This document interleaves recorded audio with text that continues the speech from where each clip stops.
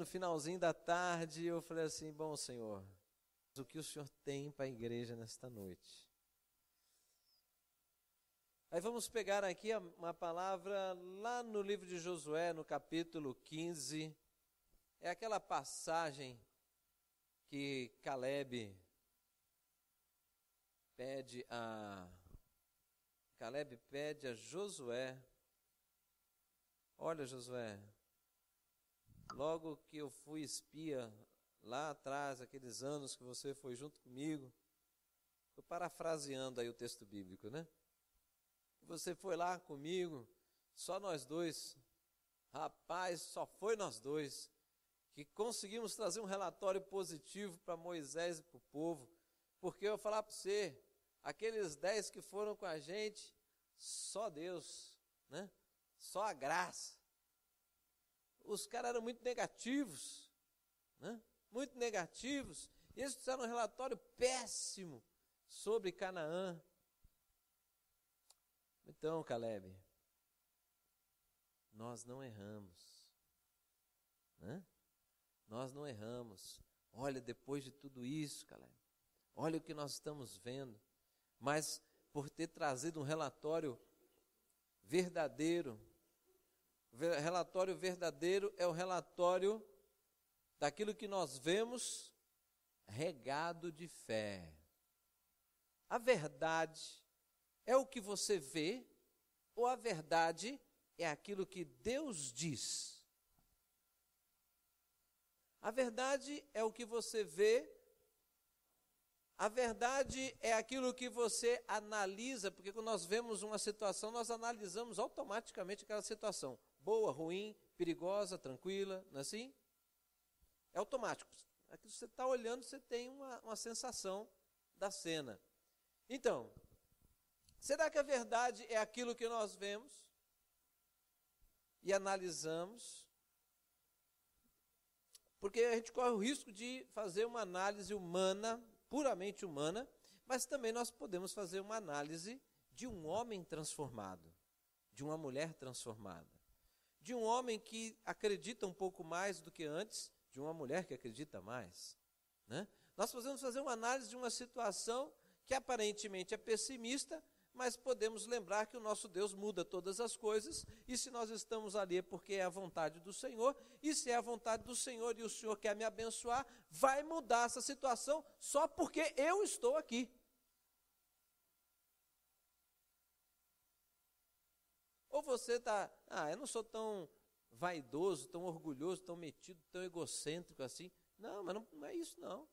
Porque Sodoma e Gomorra atrasou-se a destruição das duas cidades. Deus mudou, né, a questão, por quê? Porque tinha uma família dele lá dentro. Ele não destruiu Sodoma e Gomorra até que a família de Ló saísse de lá. Foi ou não foi?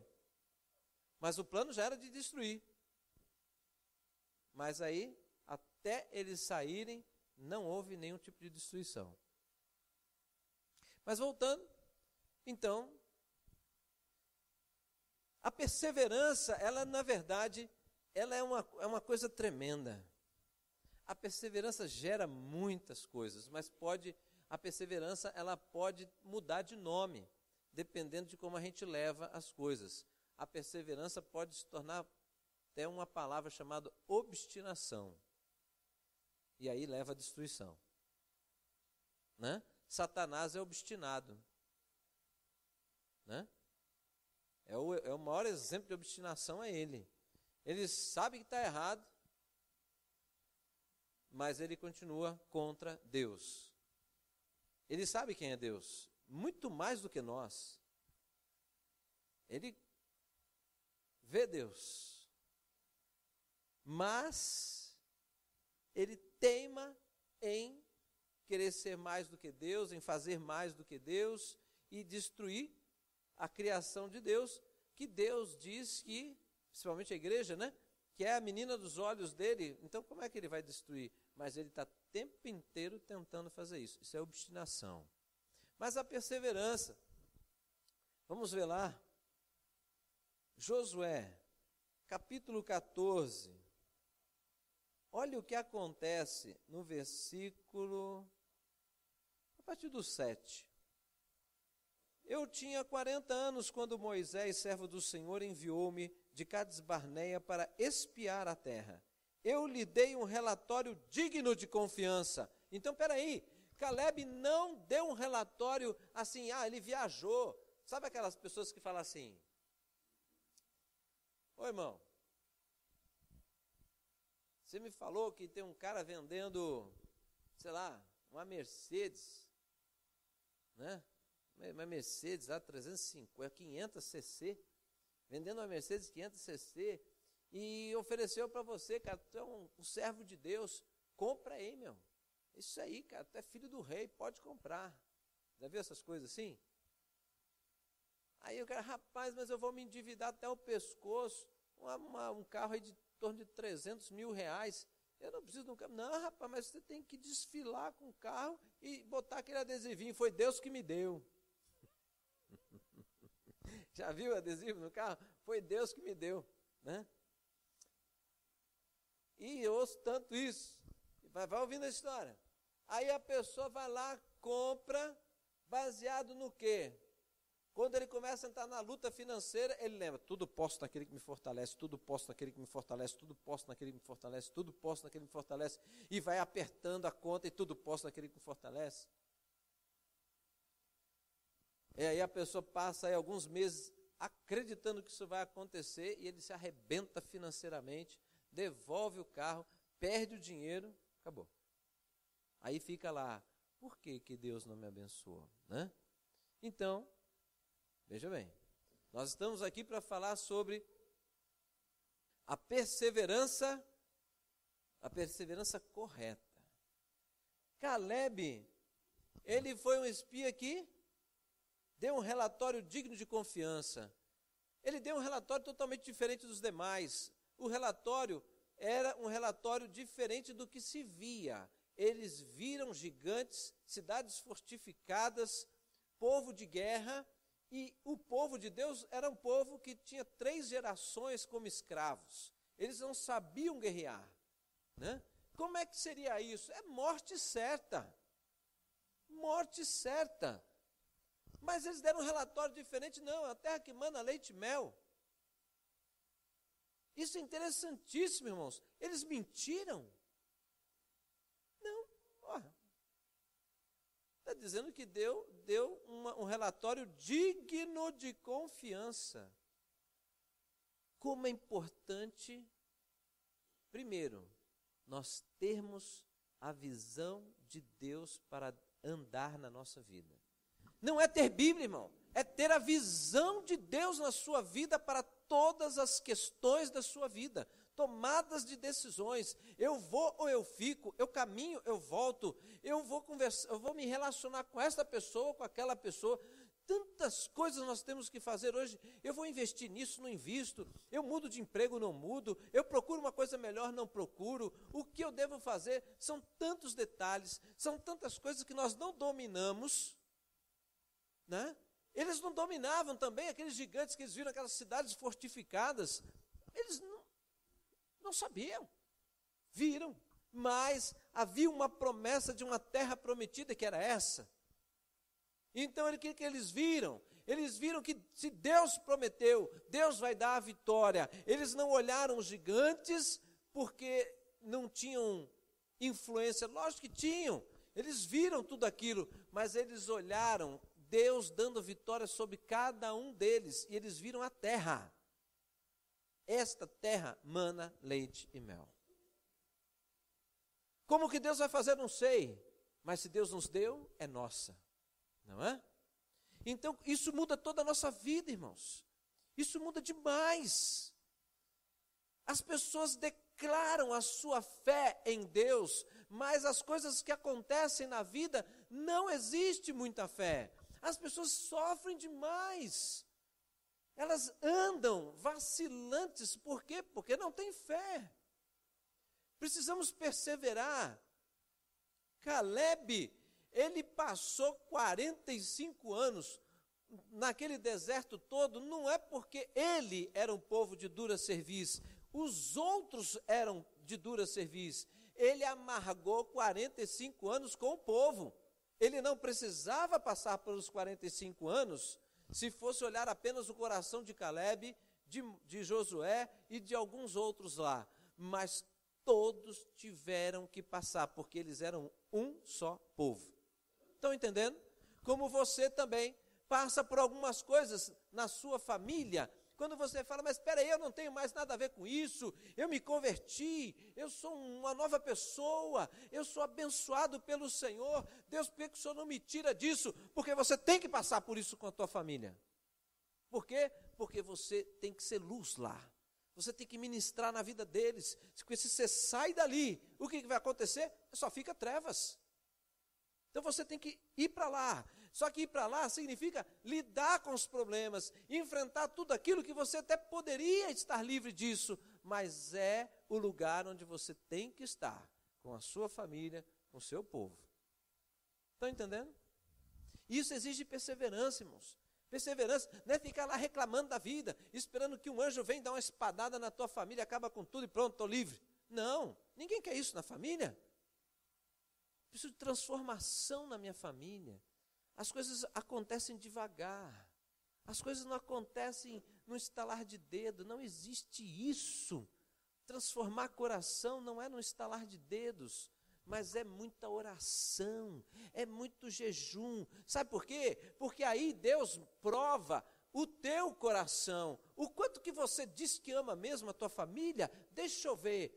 Quero ver você comer um saco de sal junto com eles. Eu quero ver você pagar o preço de dobrar teu joelho todo dia e orar por eles, quando eles ficam te envergonhando, te caluniando, ou caluniando não, mas tirando uma da tua cara, porque você é o crentinho, todo religioso, que todo dia está orando lá no quarto, eles nem sabem que você está orando é por eles, que você acordou mais cedo por causa disso, que você está rasgando o seu coração diante de Deus por causa deles.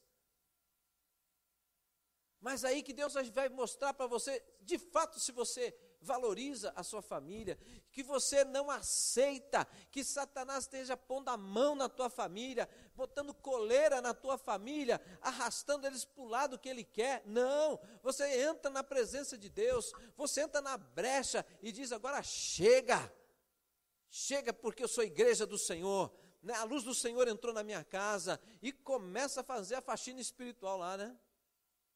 Mas você acha que fazer faxina espiritual é ficar sentado, irmão?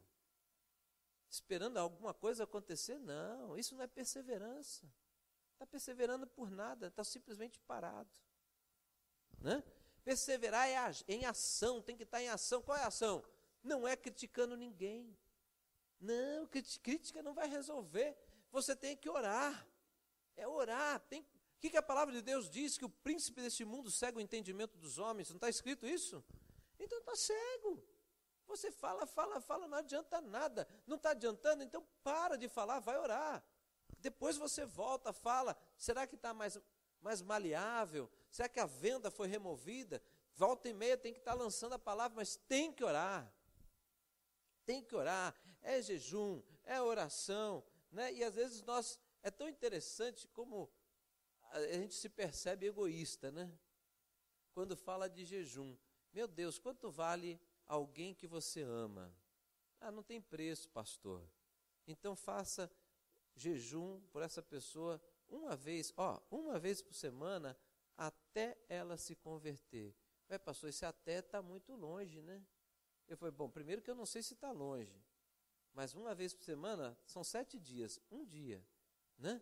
Faça uma vez por semana jejum pela sua família. Você acredita que eu já ouvi várias pessoas falar assim, eu tenho dificuldade de fazer jejum. Quer dizer, que valor tem aquela pessoa para a vida dele? Né?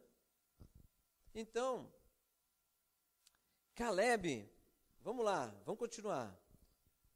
Mas os meus irmãos israelitas, 8, que foram comigo, fizeram o povo desanimar-se de medo. Eu, porém, fui inteiramente fiel ao Senhor, o meu Deus. Por isso, naquele dia, Moisés me jurou, certamente, a terra em que você pisou será herança perpétua para você e os seus descendentes. Portanto, você foi inteiramente fiel ao Senhor, o meu Deus. Irmãos, foram 45 anos. Caleb perseverou, concordam? Perseverou. Ele perseverou naquilo que foi promessa sobre a vida dele. Ele se manteve fiel. As pessoas fazendo um monte de coisa, você lê a palavra, você vê o povo cabeça dura. Deus se manifestando de uma forma tremenda, eles questionavam. Era tanta coisa, né? Mas Caleb ali, perseverando. Não, eu faço parte desse povo. Isso vai mudar. As coisas vão mudar. A perseverança na coisa, quando eu falo perseverança no que é certo, o que é isso? A palavra de Deus, ela fala. Ela fala para você absorvê-la e colocar em prática. A palavra é para ser vivida. Amém? Né? Quando Deus disse, haja luz, houve luz. Né? A palavra em ação.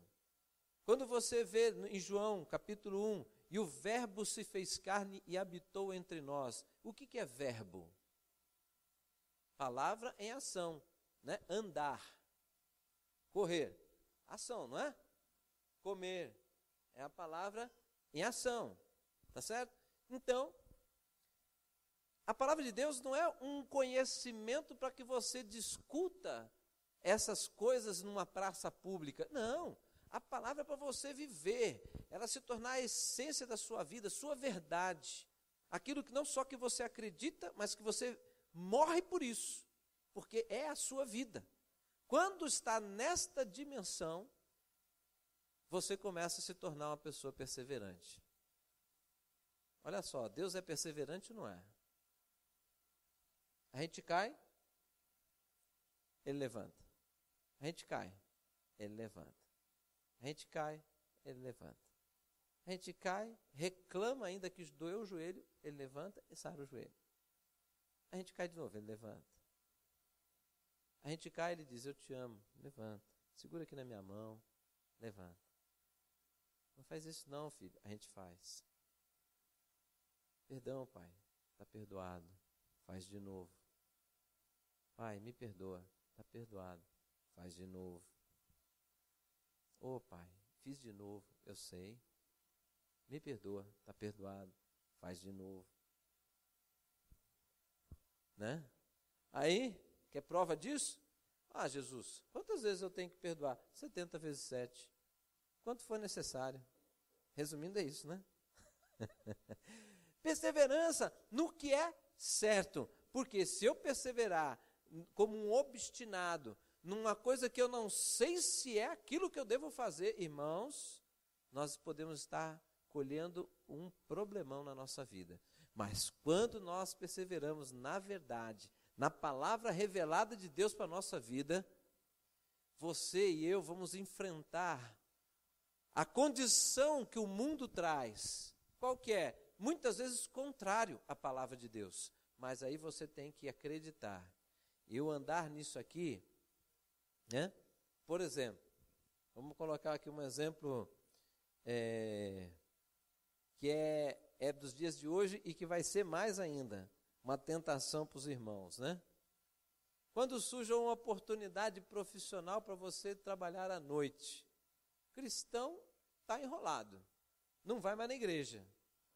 Então você vai dizer que é de Deus esse emprego? Pastor, tem que ser, né? Porque se eu estou desempregado, vou passar necessidade. E apareceu um emprego à noite. É de Deus. Mas quem disse que é de Deus? Como é que eu vou discernir isso? Com a palavra. Tá certo? O que vai me fazer discernir é a palavra. Né? E aí o que eu vou fazer? Eu vou permanecer nela. Se você não permanecer nela, se você não perseverar, o que vai acontecer? Nós vamos sair da palavra e vamos pegar aquilo que tanto desejamos, não importando se é de Deus ou não é. É a solução imediata. Eu vou partir para isso. Só que não sabemos o amanhã.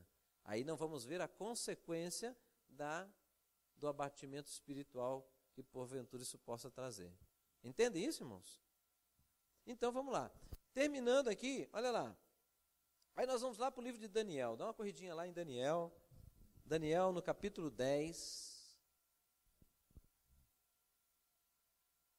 versículo 2 em diante. Daniel, aquele problemão lá, né? O povo de Deus se afastou dos caminhos do Senhor, aí lá em Nabucodonosor, né? Rei da Síria, né? É isso? Babilônia. Isso. Rei da Babilônia, Nabucodonosor, Daniel no exílio. Olha lá o que acontece. Era um problema ou não era aquela época?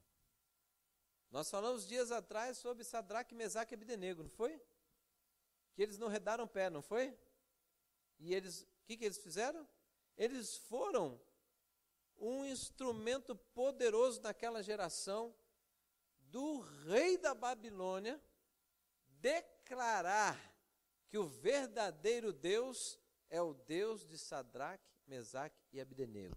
E eles foram exaltados naquele reino, né? O rei colocou eles em lugar de grande importância. Olha a virada. Lembra aquela pregação também? O ponto de virada na nossa vida? Né? Fidelidade, obediência, perseverança naquilo que é a verdade, naquilo que é o certo. Por quê? Está acontecendo algo no mundo espiritual, irmãos, entenda isso. Você talvez, nós, né? Nós não enxergamos toda a dinâmica do mundo espiritual ao mesmo tempo do que nós vivemos aqui. Mas algo, antes de acontecer sobre a terra, está sendo gerado no mundo espiritual. Não existe nada que aconteça sobre a face da terra que não tenha origem espiritual. Tudo tem origem espiritual. A vida é uma origem espiritual. Tá? Então, é o básico. É o começo de tudo. Tem origem espiritual. Então, nós não temos o domínio disso, irmãos. Só quem tem é Deus. Se você está debaixo da cobertura de Deus, está na direção de Deus, a sua vida vai ser como Deus planejou. Entendem? Mas a gente teima, a gente tem aquela coisa de, mas espera, isso aqui, eu estou vendo que está na hora de pegar isso aqui. Deus diz, não mexa com isso. Não mexa com isso, eu tenho coisa melhor para você. Mas aí a pessoa não acredita que ele mereça coisa melhor. Aí ele pega o resto. Tem gente que vive de resto. Não é? Tem gente que vive com, assim, o que tem de pior é aquilo que é para ele. Ele vai naquilo, ele não acredita que ele possa ser projetado mais para frente, ele não acredita que ele possa ser melhor, que ele possa ter uma família melhor, uma condição melhor. Mas quando eu estou falando isso, não é de bens materiais só não, é de qualidade de vida. Qualidade de vida não é dinheiro, é uma estrutura de vida familiar, que é onde ele encontra paz, onde ele encontra alegria, onde ele encontra segurança, tranquilidade. Isso é qualidade de vida. E a palavra do Senhor dá uma dica, porque fala o seguinte, que o reino de Deus, ele é de alegria, paz e gozo no Espírito. Então, é para nós. Tá certo? E aí, Daniel, naquela situação, né? Quando ele sabe, né? Olha o que ele fala. Versículo 2. Naquela ocasião, eu, Daniel, passei 3 semanas chorando, não comi nada saboroso, carne e vinho nem provei, e não usei nenhuma essência aromática, até se passarem as 3 semanas. Ele fez o quê?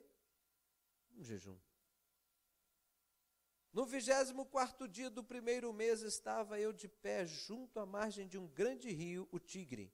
Olhei para cima e diante de mim estava um homem vestido de linho, com um cinto de ouro puríssimo na cintura. Seu corpo era como berilo, o rosto como relâmpago, os olhos como tochas acesas, os braços e pernas como o reflexo do bronze polido, e a sua voz era como o som de uma multidão. Um anjo do Senhor vem ao encontro de Daniel como mensageiro de Deus e traz a resposta, né? O que é isso, irmãos? Mais uma vez, perseverança naquilo que é o certo. Ele tinha poder para mudar as circunstâncias? Não. Mas ele sabia quem tinha, Deus. O que ele fez? Começou a buscar a Deus. Buscar a Deus. Ele não disse que fez um propósito de 21 dias de oração. Ele fez um propósito de buscar o Senhor. Porque o que aconteceu foi que o anjo veio neste dia e trouxe a resposta.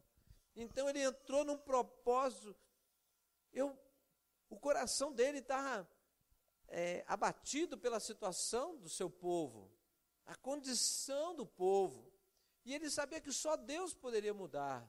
E o que ele fez? Eu vou encontrar com Deus, eu vou buscar o Senhor, eu vou buscar o Senhor. E o primeiro dia nada, o segundo dia nada, terceiro dia nada. Olha aí, perseverança. Quarto dia de oração, mas parece que quanto mais ora, piora. E vai para o quinto dia, passou uma semana e vai 2 semanas e nada. Imagina um cara orando todo dia com jejum e oração e nada. O silêncio incomoda muita gente, é ou não é verdade? O silêncio, quando você fala com alguém, a pessoa não responde nada, não faz nenhuma cara, nem careta. Isso incomoda, a gente fica meio perdido, a gente fica tentando analisar a pessoa. Você não está me ouvindo? Irrita, incomoda. Pois é, muitas vezes as pessoas desistem da oração porque acham que Deus deixou de gostar dela porque não está tendo resposta. Deus nunca disse isso. O que sempre Deus diz é que eu nunca te deixarei, jamais te abandonarei. Você é meu, eu te chamo pelo teu nome. Né? Você é amado meu, eu te chamo pelo teu nome, é isso que Deus fala. Agora o silêncio dele tem uma razão. No mundo espiritual existe uma razão. Esta palavra aqui de Daniel, você vai ver lá mais para frente. Olha, Daniel, o Senhor diz que desde o momento que você se aplicou em buscar o conhecimento, Ele te ouviu. Então foi no primeiro dia de oração. Mas então por que demorou? Mas o príncipe da Pérsia me impediu até aqui. Mas o Senhor enviou quem? Miguel. E aí, Miguel deu umas espadadas lá. E aí, a resposta veio. Então, sabe o que é isso? Nós temos que entender, nós temos que assimilar no nosso coração que Deus nos ama de verdade. Tem coisa acontecendo, está fora do seu controle, tudo bem, está fora do seu controle, mas do controle de Deus nunca está fora do controle de Deus. Por isso eu tenho que buscar a Deus, eu tenho que entrar na presença dEle. E o que acontece, pastor? Por que às vezes fica em silêncio? É porque Deus está te chamando para mais perto, vem mais perto. Aí você dá uma chegadinha em oração, está longe ainda, filho, vem mais perto. Aí você vai. Está ouvindo? Não, vem mais perto. Então a gente fica nessa coisa, nessa superficialidade com Deus. E a palavra de Deus diz que Deus tem prazer em se revelar para aqueles que o buscam de todo o coração. Deus está nos ensinando o que é nos render de todo o coração, o que é confiar nele todas as coisas da nossa vida, deixar nossa vida toda nas mãos dele. A gente entrega e pega de volta, entrega e pega de volta, empresta, só mostra, nem entrega, só dá uma mostradinha. Olha aí, Deus, é igual aquele povo que vem, mostra uma foto para a gente orar. Rapaz, entrega essa pessoa logo para Deus. Aí traz a foto, traz não sei o que, traz não sei o que lá, aí tem que pôr a mão em cima da foto. Rapaz, traz a pessoa aqui que a gente ora. Ah, não dá, bom, então agora a gente ora, né? Quando não dá, a gente ora também. Estão entendendo? Estão entendendo, irmãos? O que aconteceu? Esse homem perseverou, valeu a pena ou não? Ele teve uma experiência poderosíssima com Deus, uma experiência intensa, que com certeza fortaleceu ainda mais a fé dele. Poxa, Deus mandou um mensageiro, né? Entende isso? Quantas vezes, né, eu e a Cris, coisa gostosa, tinha aquele tempo gostoso de oração, né? E orava lá em Campinas, a gente orando, e orava o tempo todo, um monte de gente, eram os jovens da igreja, a gente se encontrava, ora, o povo que gostava de orar, né? A gente aprendeu muito nesse negócio de oração, mas era uma coisa maravilhosa. Sabe por que não parava? A gente saía na rua, vinha uma pessoa e falava assim, chegava assim, a gente andando na rua, olha, Deus pede para eu te falar o seguinte, me trazer a resposta. Aí vinha o outro, né? Andando na rua, uma pessoa precisando de um problema espiritual, Deus já mostrava, a gente pegava, orava, a pessoa era liberta. Na rua, no meio da cidade. Aí você fala assim, vocês eram super crentes? Não, nós éramos pessoas de oração. Quando você ora, o céu se abre, querido. O céu se abre sobre a tua vida. E quando você começa a ter a intimidade de oração, o céu se abre e Deus abre os teus olhos para você ver o que está por trás de tudo aquilo que o homem natural pode ver e que você vai ver muito além. Isso chama-se visão de Deus. Aí você começa a ver o porquê de determinadas coisas. Por que algumas coisas estão acontecendo daquele jeito? Deus começa a revelar para você orar, para você entrar na posição. Por quê? Porque ali precisa de intervenção espiritual. Estão entendendo? É maravilhoso. Maravilhoso. Né? Você não viu o pastor Roberto comentou do irmão Lima, né? O irmão Lima é uma figura, é um senhor, não é uma crítica que eu vou fazer, mas é um homem muito, muito simples. Ele não tem escolaridade nenhuma, ele sabe ler assim, razoável, porque ele lê muito a Bíblia, mas muito. Ele melhorou a leitura por ler a Bíblia. Mas ele é daquele que fala, nós fomos, nós vai, sabe? Tudo errado. Mas este homem, ele mudou as primícias da igreja lá em Campinas. O culto das primícias que nós temos aqui, tínhamos, né? Paramos. O culto das primícias mudou. Sabe por que mudou? Porque o culto tinha assim, 3, 5, uma igreja com 1.500 membros, no culto das primícias ter 5, 10 pessoas, as pessoas que estavam cuidando daquele trabalho falaram assim, vou orar em casa. As pessoas não vêm, eu vou orar em casa. E aí ele um dia ficou sabendo, cadê o culto das primícias, pastor? Irmão, as pessoas não vêm. Pastor, eu posso assumir o culto das primícias? Pode. Hoje o culto das primícias tem 300, 400 pessoas no culto. Né? Um irmão que fala, nós fomos, nós vai. Quem é que está lá? Médico, empresário, dentista, pessoas que trabalham aqui, lá, colar, classe alta, classe média, classe baixa. Com um irmãozinho dirigindo um culto, nós fomos, nós vai. Mas por quê? Porque ele dirige o culto, Deus, ele conduz as pessoas em oração, sabe conduzir, e as coisas vão vindo, a resposta vem, né?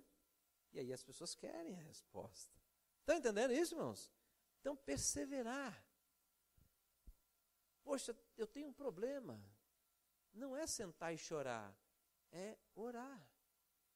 Eu preciso me aplicar, perseverar em oração, e eu vou agir em conformidade com a direção de Deus. Porque eu não quero entrar em mais problema, eu quero sair do problema. Eu quero a solução, eu não quero problemas. O mundo me traz problemas, mas o Senhor tem a solução, não é? Não é verdade? Então, olha lá, Daniel, ele teve um bálsamo, né, no coração dele, teve uma direção, tal, e aí as coisas, depois vocês leem, as coisas foram acontecendo. Um homem que foi tremendamente usado por Deus, né, na sua geração. E é isso que Deus tem para mim e para você, meu irmão. Então, persevere no que é certo. Você precisa conhecer o que é certo. Você precisa conhecer a verdade que está na palavra de Deus. E a palavra de Deus revelada para você é para você colocar na sua vida e não redar pé dela. Por quê? Porque todos os dias você será tentado a romper com a palavra. E isso é romper com Deus, né? Ferir a santidade de Deus. Todos os dias nós somos tentados de várias maneiras, mas aí Quanto mais você tem clareza da vontade de Deus, mais você vai saber se posicionar. Mas os desafios são grandes. Mas se você entender que não, é questão de perseverar ao tempo certo, mas a palavra não passará. Ela vai se cumprir. E se eu estiver na posição, eu serei abençoado. Amém? É assim. Né? Conhecereis a verdade, e a verdade vos libertará. Né? Isso é tremendo. Ixi, tem testemunho a valer dessa palavra. Se você acredita, você conhece a verdade e anda nela, né? Por isso que ele liberta, porque ela passa a ser a direção da sua vida. Abandono tal coisa para viver essa aqui. Ah, mas minha vida vai ser de problemas financeiros. Jesus, ele era carpinteiro, você sabe disso, né? E não era um ofício de pobre da época, viu? Não se engane.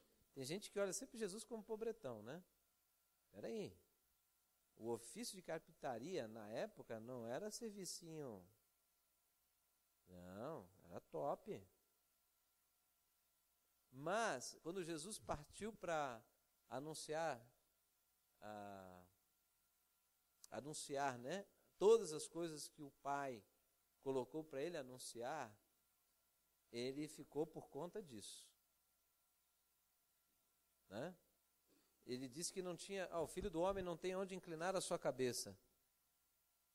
Não sabia onde ele ia estar, não sabia a condição que ele ia estar, mas ele sabia o que ele tinha que fazer. Tá certo? E por que a gente teima em fazer diferente disso? Não é? A gente tem muita insegurança ainda. A gente fica querendo saber onde que a gente vai estar, a gente fica querendo saber o que a gente vai fazer, para a gente poder pregar o Evangelho.